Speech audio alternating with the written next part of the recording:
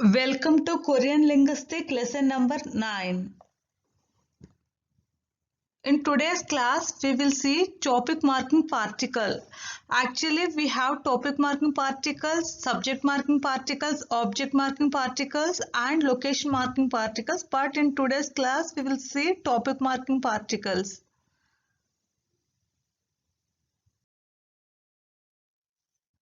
Before going to topic marking particles, we will see countries and their Korean names. First one, India. What is the Korean name for India? Indo. India, Indo. Korea, Hanguk. Korea, Hanguk. China, Chunguk. China, Chunguk. Australia, Hoju.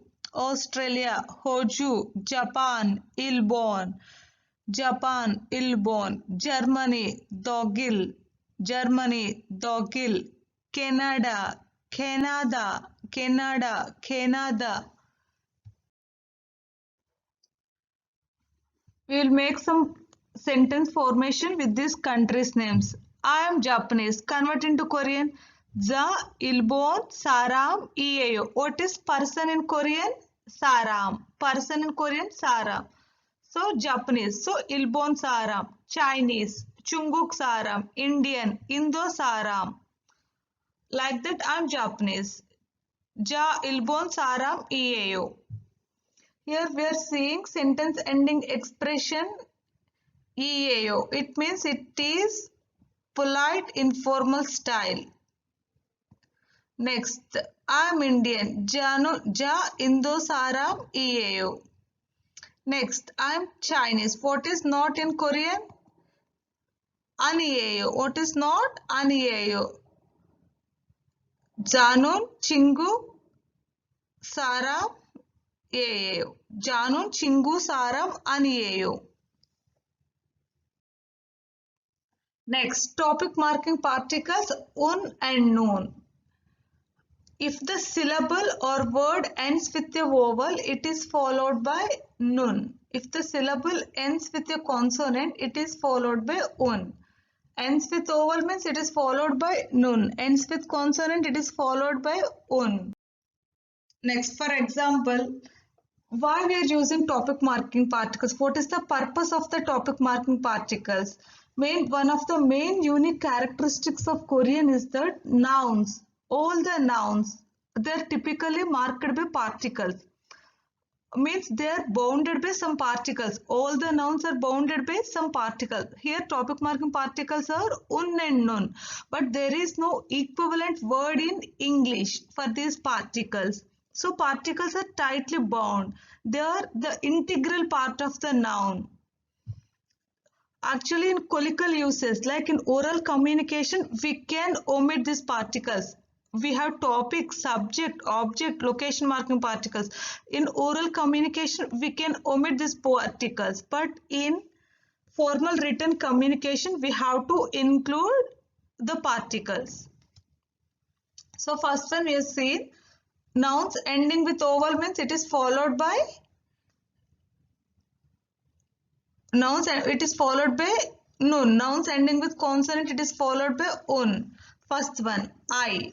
So at which phrases, at what type of, at where we have to keep these topic marking particles in the sentence while we are writing the sentence. The first one is za. What is za? I. What is za in Korean? I. So zanun. So here the topic you are describing. So means here in the first point, un or nun, it designates the topic or target of exposition of a particular sentences. So zanun haksang EAO. So it means as for me or regarding me, I'm a student. So in these cases you have to keep nun. Actually, if you are not keeping the topic marking particle also, the sentence is correct. So, while we are writing that time we have to use the topic marking particles. While we are communicating orally, you can omit these particles. So as for me, regarding me or according to me, I'm a student. Take one more example. I'm Indian. Again, Janun Indosaram EAO. So here, according to me, I'm Indian. So here you have to write Nun here. Again, Mr. Thomas is 20 years old. Here we are talking about Mr. Thomas. We are discussing about Mr. Thomas. So here to this noun, we have to add the topic marking particles. All the particles we are adding to the nouns only. That is first point. Next, second point. When we are using this topic marking particles means something mentioned earlier in conversation. Already it was an old information. We are now talking about something, some old information. But that information is known to both listener and speaker. So that we are discussing now. Now see one more example. I will meet Ram tomorrow. Ram came from Japan. This structure we will discuss in next sessions. How we retain I will meet means in future tense. This is past tense. These type of structures we will see in next session. Now we are seeing only topic mark. So the remaining sentence you just omit. Just see. Here see. This is an old information. Here we use Janun. It's already an old information. So Janun Nail Ramshi Manayo. So again, Ramshinun Ilbon Esevasa. He came from Japan. If you observe, after the name, we are mentioning one word she. She means Mr., Miss, Mrs. For everything, we are writing she. That she you have to write after the name of the person. She. Like some old information in the sense, I went to US last year. It was beautiful city.